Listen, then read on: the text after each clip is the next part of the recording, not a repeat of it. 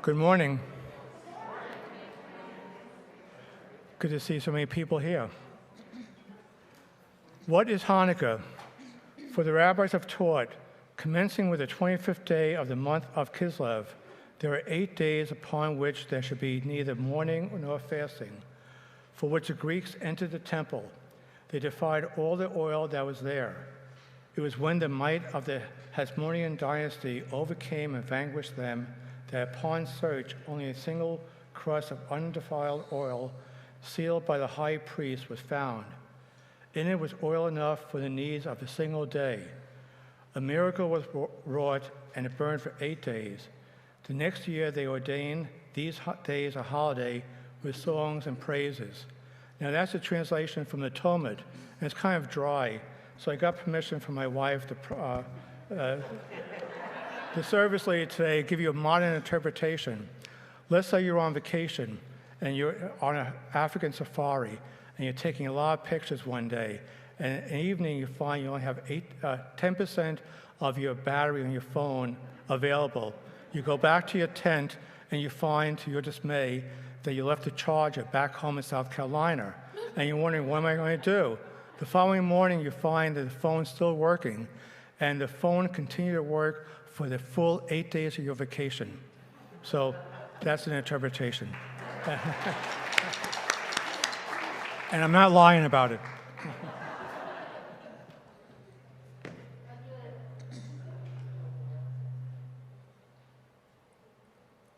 Lay down, lay it all down. Let your white smile up at the ones who stand and frown. Lay down, lay it all down. Let your white bird smile up at the ones who stand and frown. We were so close, there was no room. We bled inside each other.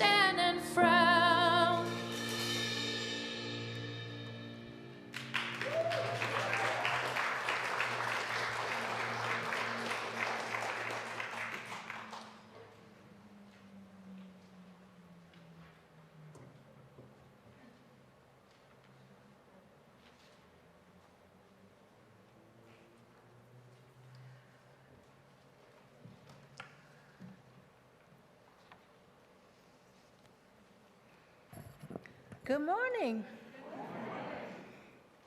Happy holidays for all of our holidays. Good morning. My name is Betty Custer, and I serve on the Board of Trustees of the Unitarian Universalist Church. I also serve as your congregational nurse. If you need me, just let me know. It is my delight to welcome members, friends, and visitors this morning, whether you are here in person or joining us virtually. This is a welcoming congregation where everyone is welcome, just as we each are. The Board of Trustees would like to express our heartfelt appreciation for the continued care that you've shown each other here at UUCS by honoring policies related to public health. We continue to review and update these policies on a 3-month cycle, with adaptations as necessary in between those 3 months. This is the recommendations that the board offers us through the CDC guidelines. Vaccinations and boosters are recommended for all who are eligible. We continue to ask that everyone wear a mask regardless of your vaccination status while indoors, with masks required for all those in the RE wing. When meeting in the sanctuary, fellowship hall, or wild hall, the HVAC system fan should be turned on because it filtrates and it helps the airflow. The individual scheduling that meeting should follow the instructions posted next to each thermostat. There will be a brief training session today, Sunday the 5th, immediately after the service at the back of the sanctuary at the thermostat, which is a good place to do it. That's for all who would like an in-person tutorial, but please, no shaming of individual choices, and please honor personal space.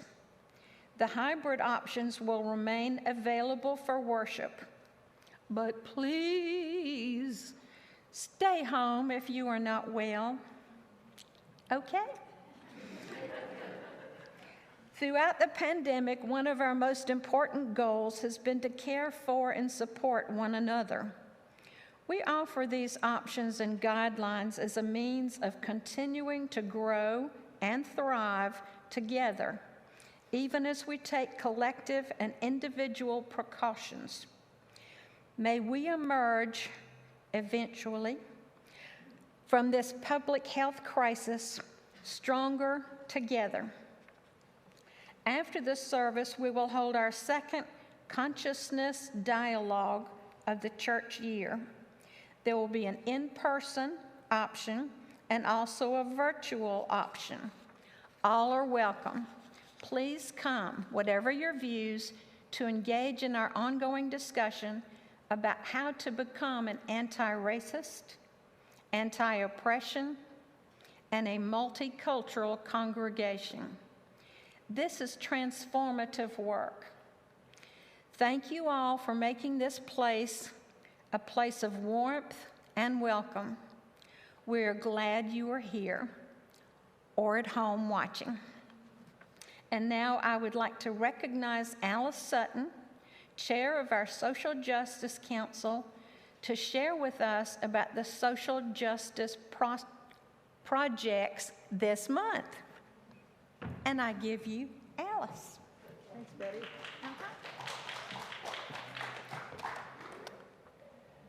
Well, let's see. Let me find the hearing aid that dropped off when I took the mask off. One of the joys of masks and hearing aids. Okay, I'm Alice Sutton, Chair of the Social Justice Council, and all year through our social justice program, we work together to help those in need. But at this season, with winter's cold days and long, bitter nights, Contrasted with messages of hope and love from many religions, the urge to help seems more intense than other times. Especially, we reach out to help refugees and immigrants. Afghanistan and Afghan refugees had been our focus for several months, and now we bring this work home to help an Afghan family soon to be in the upstate. In the 12th century, Maimonides, a beloved rabbi, philosopher, and scholar, taught about the necessity of giving and developed a ladder of charity. He said, "There are 8 rungs in charity. The highest is when you help a man to help himself. This is what we are doing now, helping a refugee family become self-sufficient. You can help by choosing a tag on our angel tree, obviously here, today or next Sunday. We will furnish an apartment for a refugee family coming to Greenville in January. Although we don't know details about the family, we can still fill their new apartment to help them start a new life here. And as a symbol of homecoming, we've decorated our tree with cookie cutters, and we've got a cookie recipe book to go with them. So those will be going to the family. You can pick an item off the angel tree. These are mostly kitchen needs. Buy it and put it under the tree anytime in December or even January 2nd. In fact, many items you give can be gently used. You may have the perfect gift sitting in your kitchen, long untouched. Only those tags marked new need to be purchased.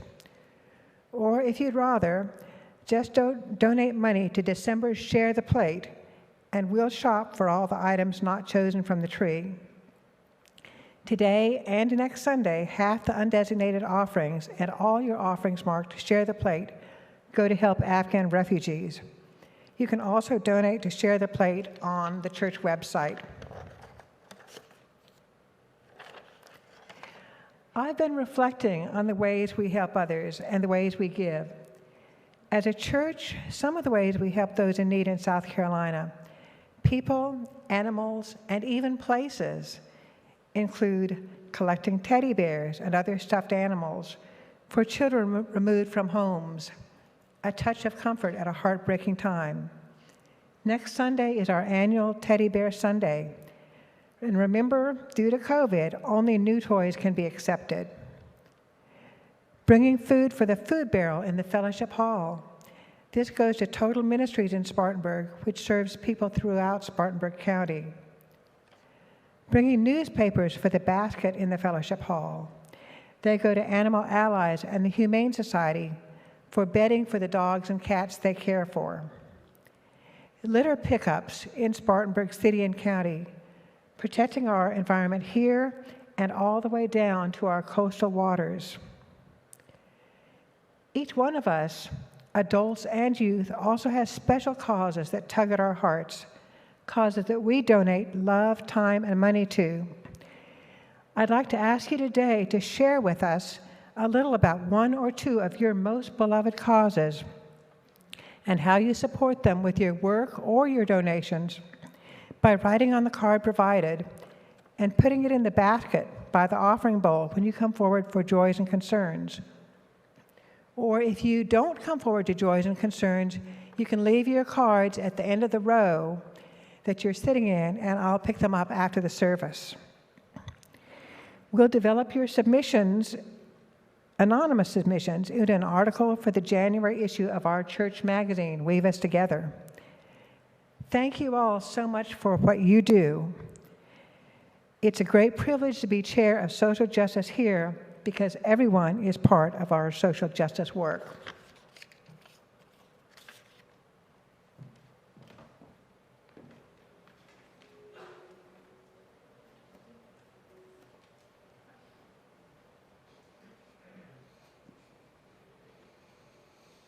Good morning. Happy Hanukkah to everyone. Whether you celebrate or not, happy holidays. What are we doing here this morning?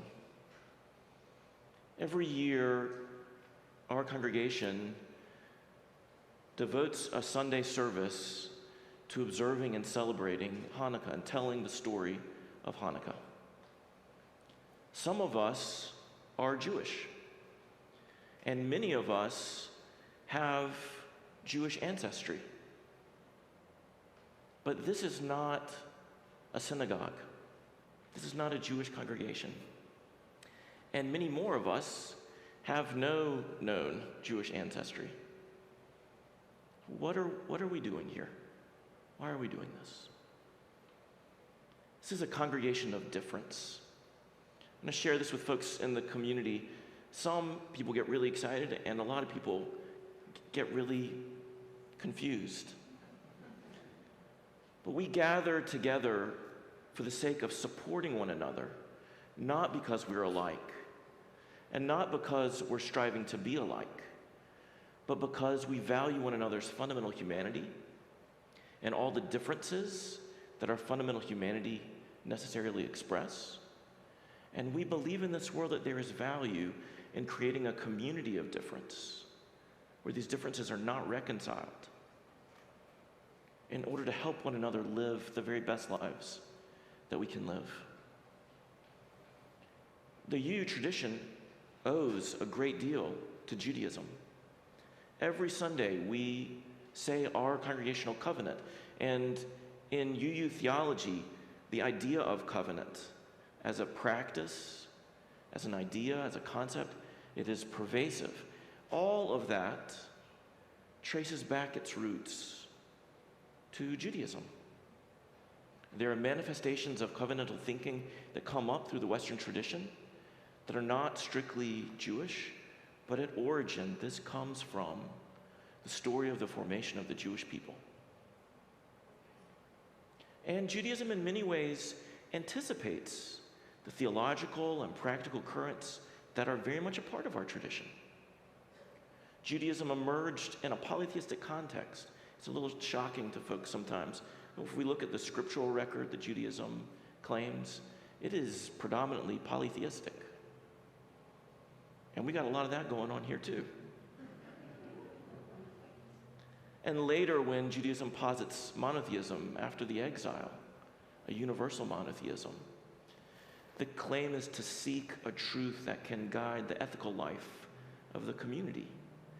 And the Unitarian strain of our tradition comes straight out of that, right? Emphasizing the ethical and a universal vision that can guide our ethical life together.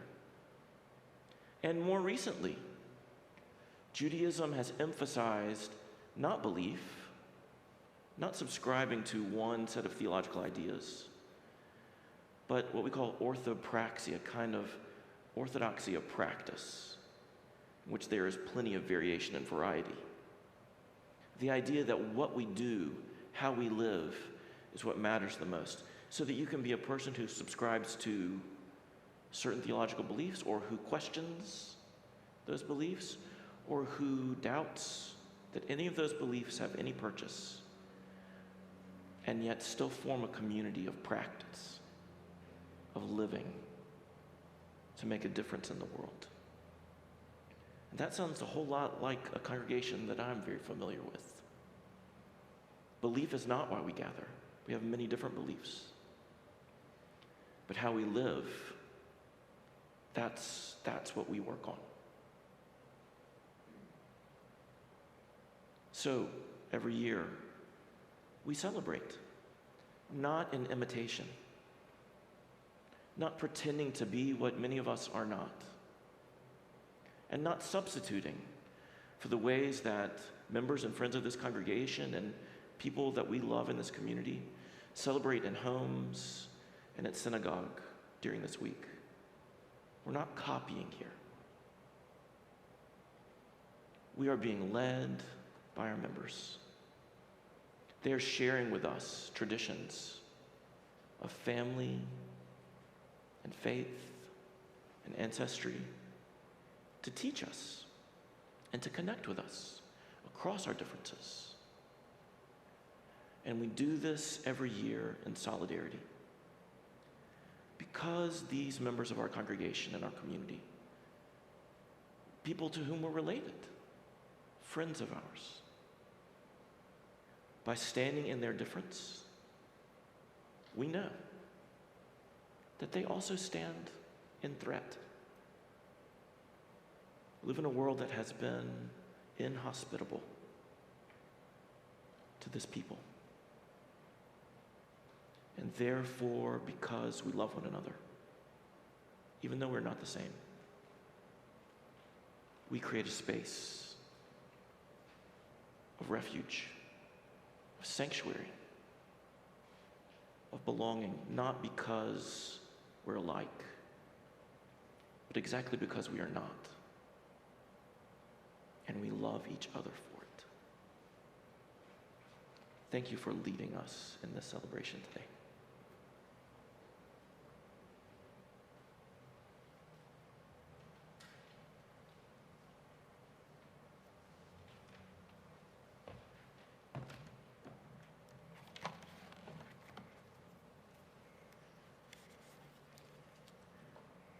Good morning. My name is Palma Eisner, and I'm going to be your worship associate today. My husband Mitch will light the chalice, and this is our chalice lighting reading. At this time of year, when the sun is most hidden, the holiday of Hanukkah celebrates the rays of hope and light. Often it is through simple, unrecognized miracles that we are able to feel the warmth of hope and light. Raphael Goldstein.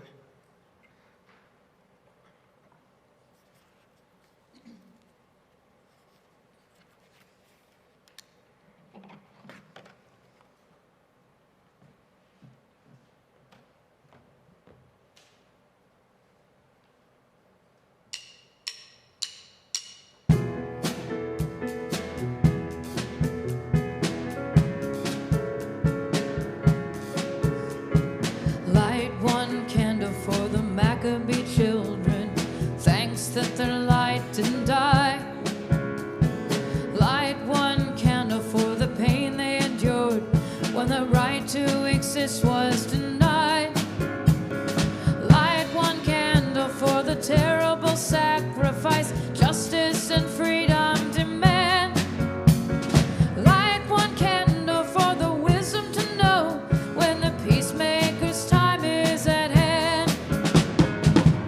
Don't let the light go out.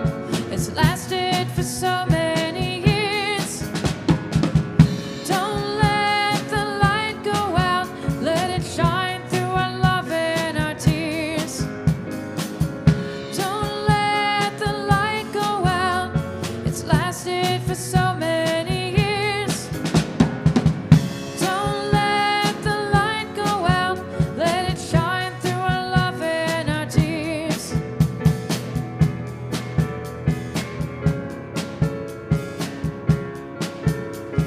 Light one candle for the strength that we need to never become our own foe. Light one candle for those who are suffering pain we learned so long ago. Light one candle for all we believe in. Let anger not tear us apart. And light one candle to bind us together. Peace with the song in our hearts. Don't let the light go out. It's lasted for so many years. Don't let the light go out. Let it shine through our love and our tears. Don't let the light go out. It's lasted for so many years. Don't let the light go out. Let it shine through our love and our tears.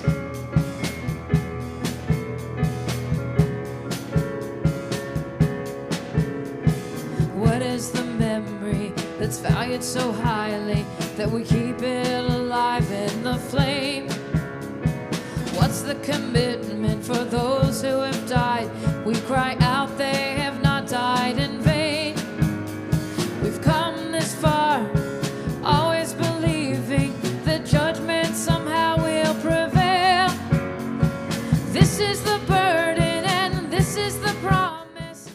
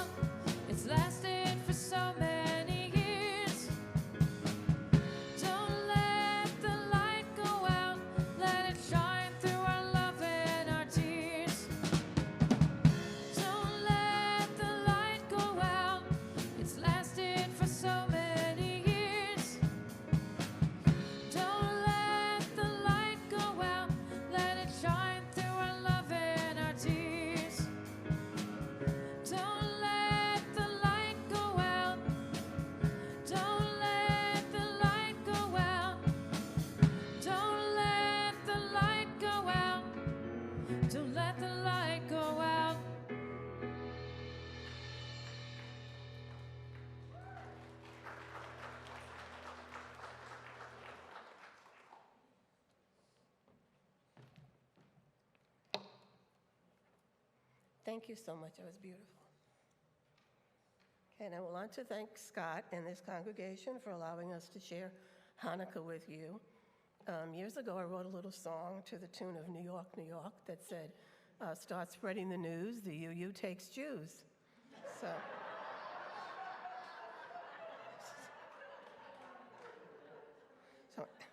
anyway, and this is a time that we always loved in our congregation, and we're glad that we're able to do this again. This is when we greet one another. Now, we also have to be mindful of the comfort level of those we're greeting. We will do it in a touchless fashion unless you get a cue from somebody that it's okay to come a little closer. And if you prefer, you do not have to get up at all. So enjoy greeting each other.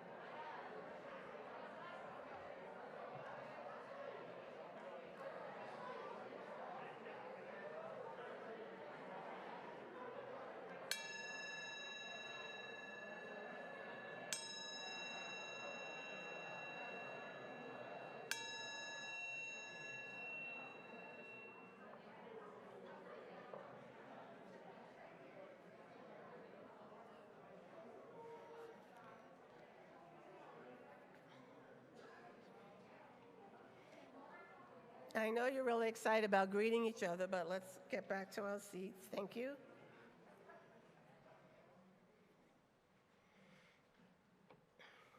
Our covenant was written by this congregation, and it guides us in ways in which we live in relation to one another.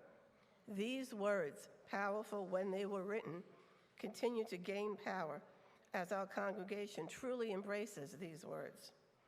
Hear them and know that they are intentional. Know that we take them very seriously as we strive to create the world that we know is possible.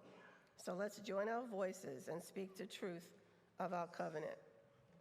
We are a people of faith and hope. Together we covenant to strive to become our better selves, to honor both the critical mind and the generous heart, to prove that diversity need not mean divisiveness, and to respond to systems of violence and oppression with the power of love beyond belief. So in a little while, I'm going to invite you up for two things. First, we're going to share your joys and concerns by visiting the Rippling Bowl. This is the way we hold one another in care, share what's in our heart, and be comforted in knowing that here your joys and concerns are held by all of us, here and those of us at home watching this live stream. And while you're up, please share your gifts by placing them in the offertory plate near the chalice. As Alice mentioned, today they're sharing the plate with Afghan refugees. For those of you at home, you can visit our website at uucs.org. Below the live stream, you will see a button that says Help. This page is updated and contains numerous ways that you can share your gifts with us. We greatly appreciate whatever you are able to give. Thank you. So please come up.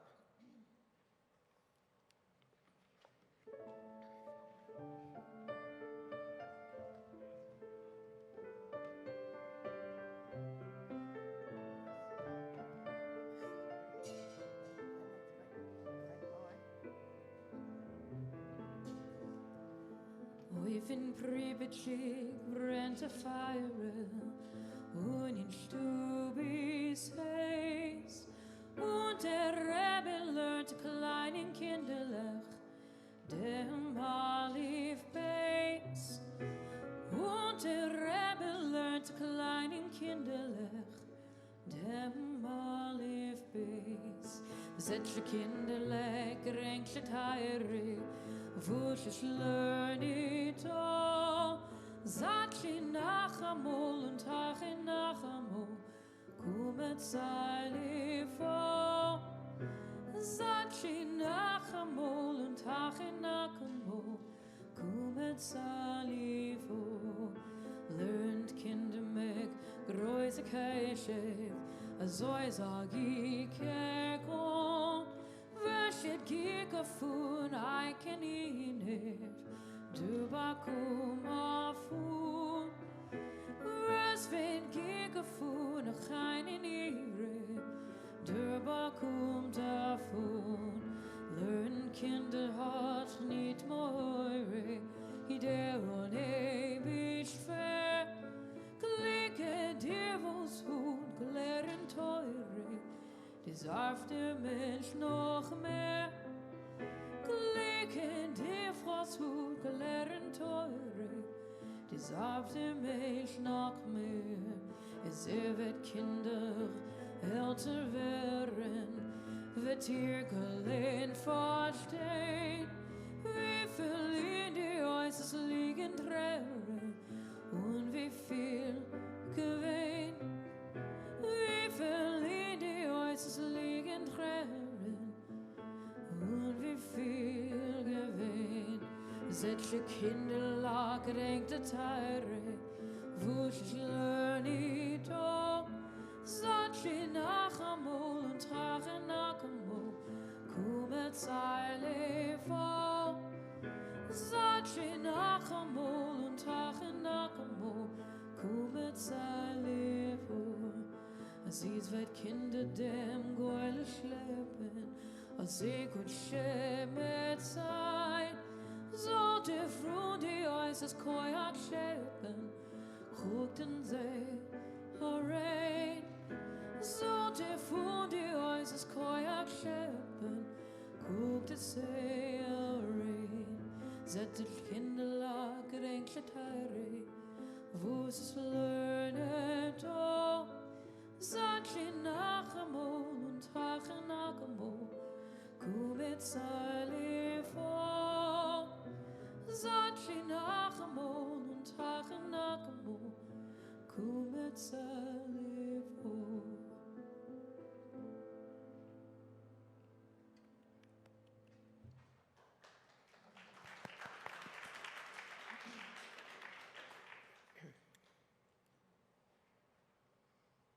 Hanukkah is called the Festival of Lights. It commemorates the rededication of the temple in Jerusalem during a Jewish rebellion led by the Maccabees against the Greeks in 164 BC. This temple, the holiest site in the world for Jews, was restored. As the story goes, they searched for oil to light the menorah, but what they found was only enough oil to light it for one day. Yet, a miracle happened, and they were able to use this oil for 8 days. This event occurred on the winter solstice in late December, making the lighting of festive lamps a natural way to celebrate the shortest day of the year. When we light the menorah, our family chooses to light each candle with an intention. Peace, the first Hanukkah candle of the year, sparks a call for peace. Just as the world wasn't peaceful in the time of the Maccabees, it's still not peaceful today. When the power of love overcomes the love of power, the world will know peace. Let this candle be a spark for peace for me, my family and friends, and everyone on earth. Jimi Hendrix. Acceptance. The second Hanukkah candle sparks acceptance. Gaining acceptance of ourselves and others relieves aggravation and makes room for love. On this night, let's remember that most people need acceptance a lot more than they need advice. Repairing the world. The third Hanukkah candle sparks a desire to repair the world.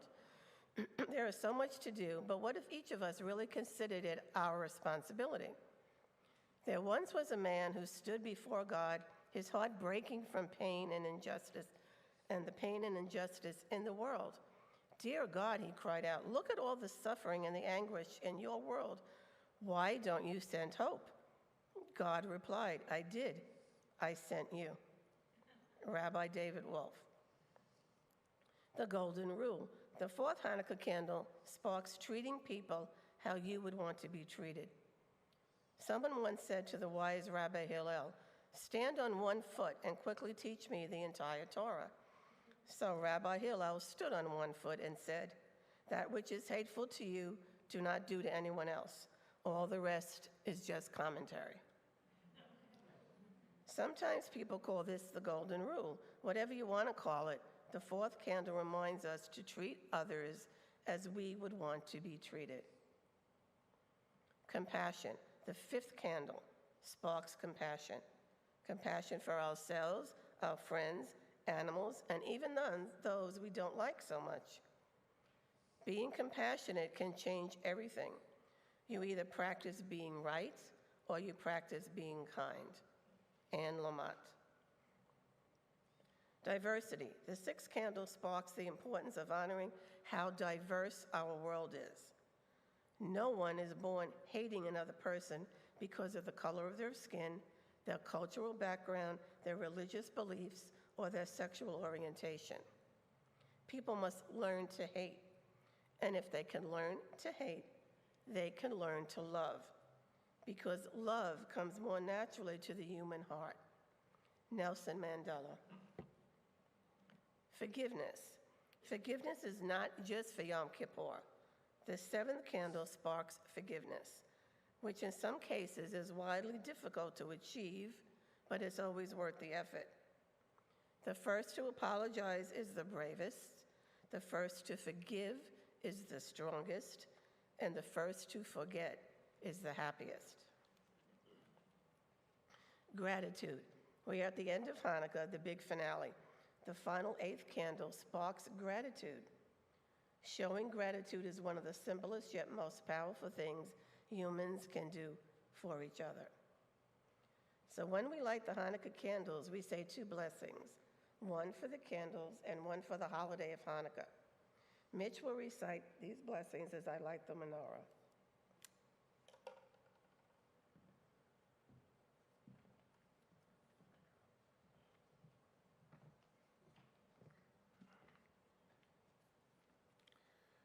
Baruch atah Adonai, Eloheinu melech haolam, asher kiddushanu b'mitzvosav, v'tzivonu lehalik ner shel Hanukkah, which translates into, praise be our God, ruler of the universe, who has made us holy through your commandments and commanded us to kindle the Hanukkah lights.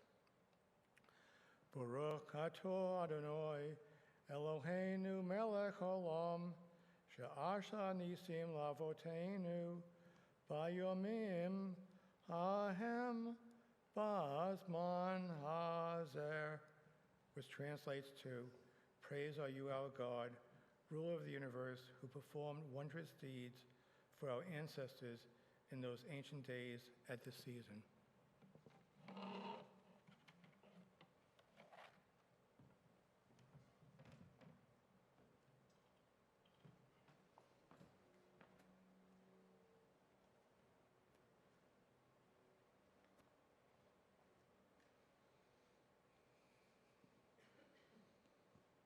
Join me in silence.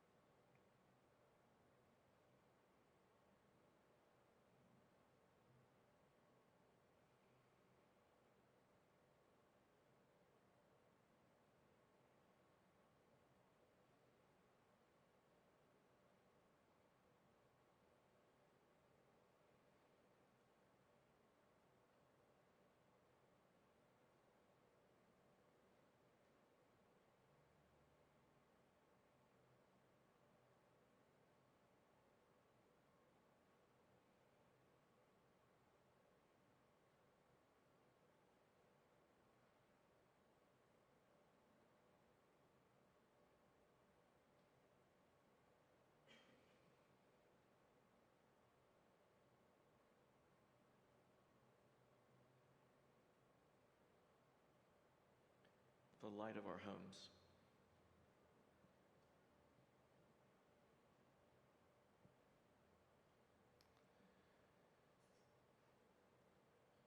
I went to my parents' home to visit. And right there, we can feel what it's like to have a home to visit, and what it is like to not have a home that we can visit. How much it matters to have a place of light and warmth and shelter where we feel like we belong, and what it is like when that is denied us for all kinds of reasons.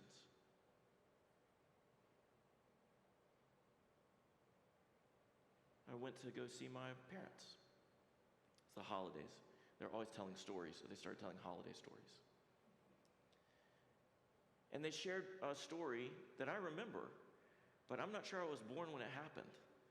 It's one of those memories that we've so absorbed, it actually doesn't require our existence to remember it.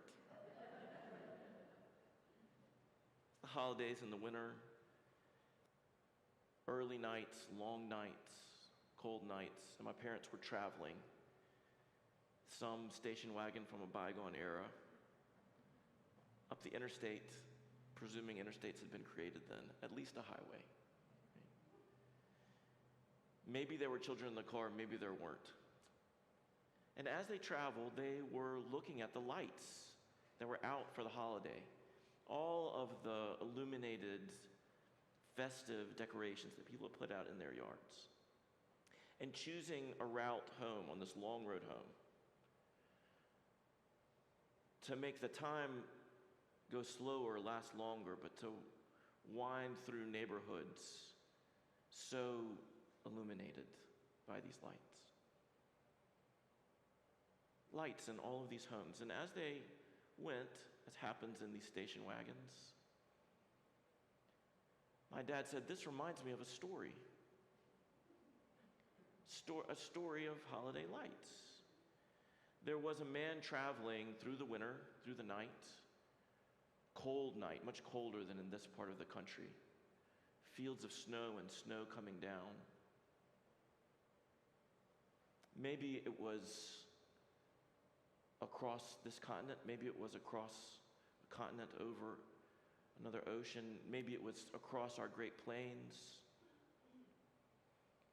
or coming up or down mountain ranges, or maybe it was across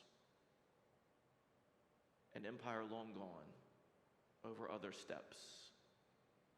But a man was traveling through the snow in the winter night, across a great expanse alone. And if he was driving a car, the car ran into a snow embankment, plowed into a snowdrift. Or if there weren't cars, then whatever it was that he was traveling by, maybe it's just his feet, wearied, and found himself stranded in this emptiness of a winter night, in the cold and vulnerable, and despaired of what to do. And he looked in the distance and saw light. And so this man abandoned his vehicle or trappings or whatever and made his way across the fields of snow towards the light, hoping that there would be some help, and saw that there was a light in the window. And as he approached the house, he began to hope that there might be welcome there, a place of warmth, food, shelter, a chance for the storm to clear and for a new day to come, to figure out what he would do to continue his journey. And as he drew close to this home with the light in the window, he saw the light. It was a menorah in the window. The rabbis taught in the Talmud, place the menorah in your window. And he saw a menorah in the window, and he hesitated. It's not Jewish. This is not his kind of home. Who knows who the man is? Maybe he has not been the most welcoming neighbor in his own past. But he needs help, and so he knocks on the door. And this window of light opens to a door full of light. And the stranded traveler comes in, is welcomed in. Shelter, food, warmth. The rabbis enjoined the Jewish people to place the menorah in the window of their home as a witness to their faith and their belonging to the people of Israel. Because the story of Hanukkah is a story of erasure, of the Jewish people being threatened by empire. The aftermath of Alexander the Great's conquest of the Mediterranean world and the Near East led to parceling of large sections of territory into kingdoms. And the successors of those dynasties were dominating the land of Israel, and there were leaders in Israel who had decided to go along with power. And there was a desecration of the people's holiest sites and practices, their way of life, by this accommodation to oppressive power, empire. In the revolt that followed, there was this miracle, the light that burns for 8 days in order for the temple that had been defiled to be purified. And so we have the story of Hanukkah. The menorah is placed in the window as a witness, not only to the miracle and faith and the possibility of the impossible, but to witness to difference. This is who we are. An empire, an erasure, accommodation, assimilation, none of that will change that this is who we are. And so we risk ourselves to share with the world the light of our difference. That man in need encountered the last barrier in his journey to help, his own difference from the people inside. But the very difference was the light that had brought him to help. And difference is what welcomed him in. Our parents are traveling up the winter road looking at these lights. My dad is sermonizing. And my mom said, "That is a beautiful story. Reminds me of another."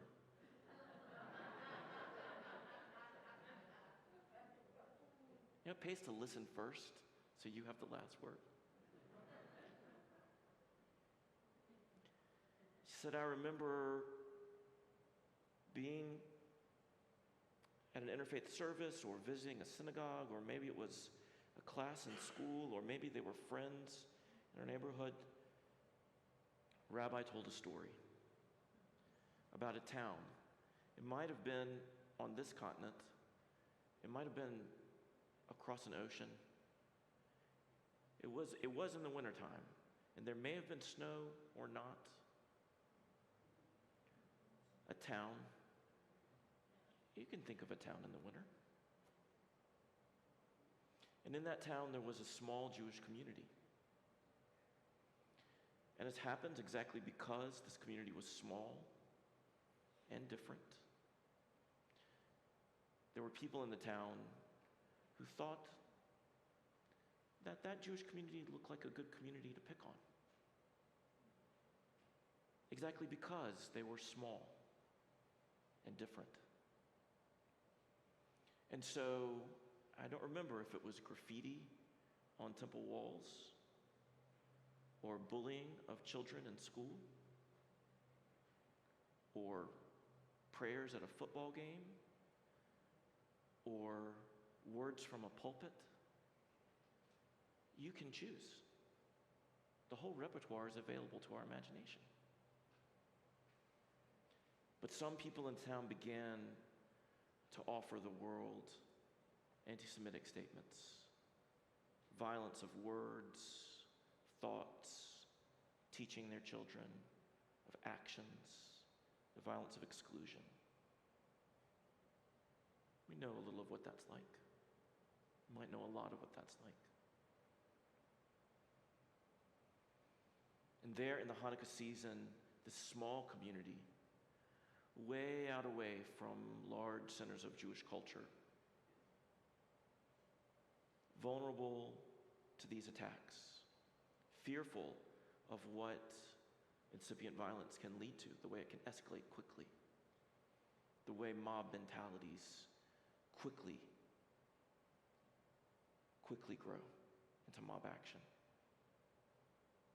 Too many stories of torches and pitchforks. So the rabbi of this small community reached out to fellow clergy. We need help. We need some kind of support. What can we do? But as happens with those of us that are in privilege, our imaginations about how to help are often a little stunted. We don't know well enough what it's like. What could we do? We care about you. We love you. We don't know what to do. And so the rabbi said, if I got a menorah for you clergy members, would you put it in the windows of your homes or your congregations? I don't know if we can do that. But we need you. We are under threat. And we have stories of being under threat. The story of Hanukkah is a story of being under threat. Would you stand with us? One friend said they would do it and share with another. And another friend said they would share with another. And that Hanukkah, in window after window of that little town, in the middle of whatever snow-filled plain or not it was, one home after the other placed in their windows menorah. Night after night, following the rabbi's instructions to light the candles. And those that were reluctant found their reluctance wane as more people joined in. Until this little town, in window after window after window, attested to the fact that these members of our community belong. Not because they cower in fear, not because they hide from threats, but exactly because they are different and we value that. We want them here and love them because of who they are, not hiding who they are. All of those lights in all of those homes, pushing back against the cruelty and the violence and the history. The lights of Hanukkah are beautiful. They witness to the resilience and beauty of a people.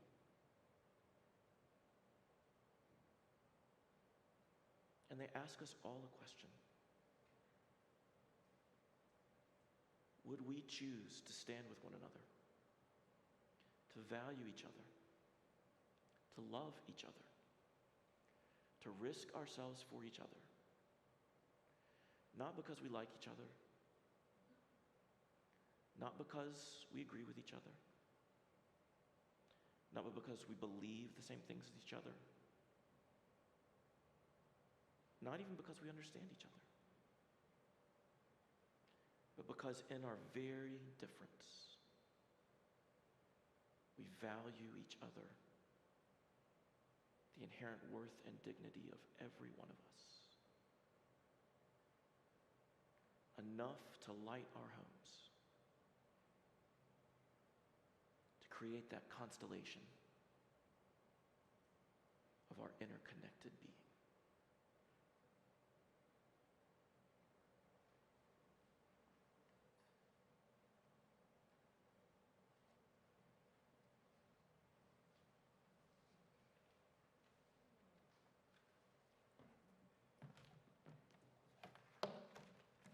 Thank you, Scott.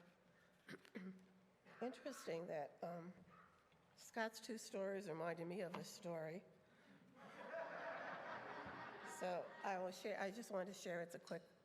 When we first moved down here, a friend of mine, a colleague from work, who's Jewish, said to me, "Do you put the menorah in the window where you live?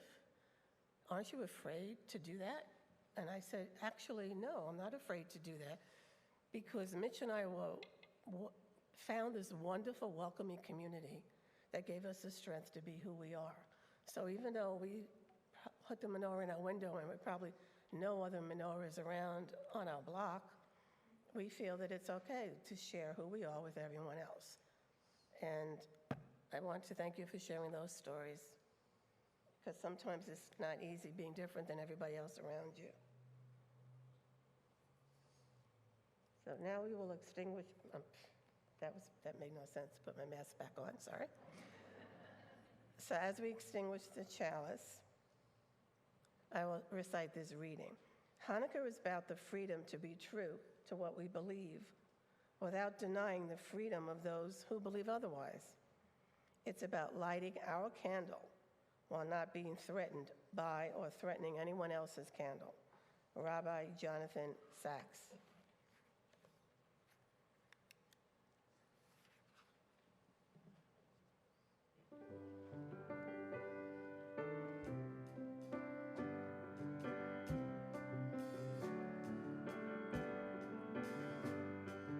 Let there be peace on earth, and let it begin with me.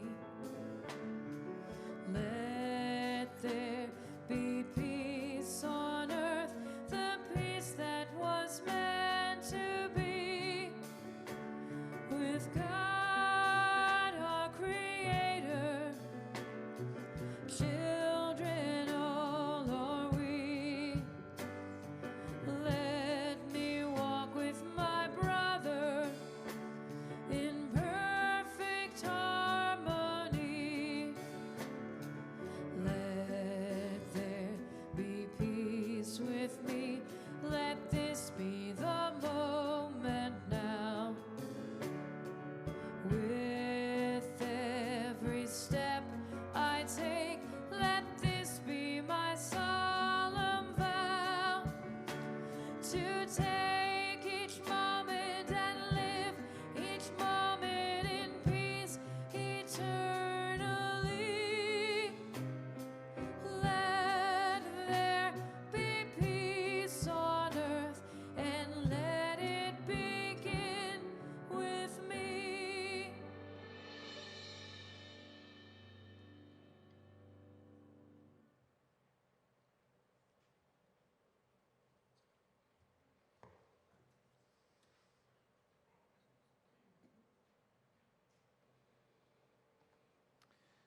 I want to thank Sydney for singing a song from her childhood in Yiddish, Mitch and Palma for offering so much of themselves to us in this service. And many, many more members of this congregation and friends who bring forth a deep and old part of themselves to make this happen. And each of us for making this happen week after week. I hear a lot of stories. We have a lot of stories. In a minute, we're going to have a dialogue in the other room. I hope you'll come and share some stories. A lot of the stories go like this. I was in despair, and someone opened their home to me. Or the story may go like this. I was in warmth and light, and someone in despair knocked at my door. And I opened the light of my home to them.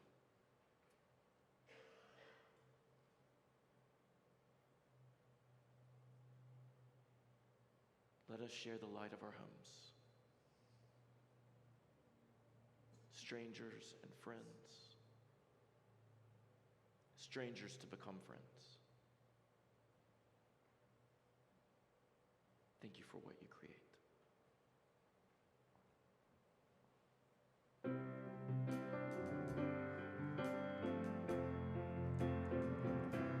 We have spent time together in these holy moments. Give us strength to go down the winding road until we meet again. We have spent time together in these holy moments. Give us strength to go down the winding road until